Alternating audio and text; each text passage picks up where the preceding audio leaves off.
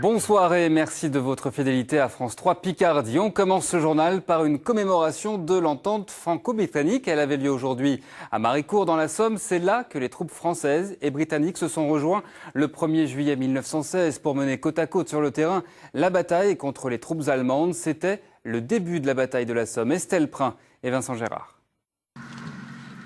Un drapeau français à la mémoire du commandant Le Petit.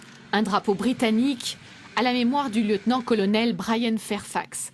Ces deux officiers qui se rejoignent ici, au cœur des tranchées, le 1er juillet 1916.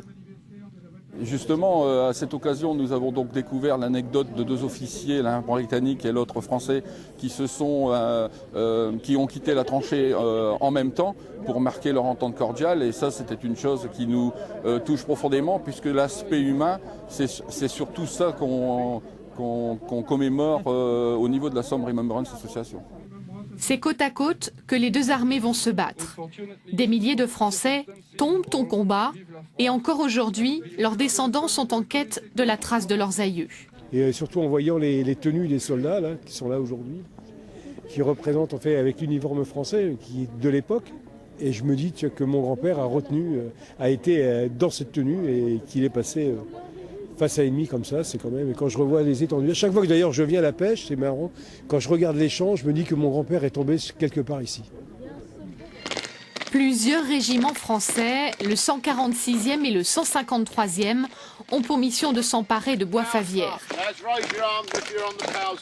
Les soldats britanniques font eux route vers Bonnefay. Dans la seule journée du 1er juillet, 20 000 d'entre eux meurent. Pour l'Angleterre, c'était très important parce que si la France avait été battue, alors l'Angleterre aussi l'aurait été.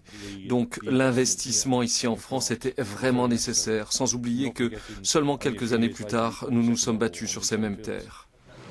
Autre lieu de mémoire, les cimetières français comme britanniques rappellent l'entente cordiale entre les deux pays.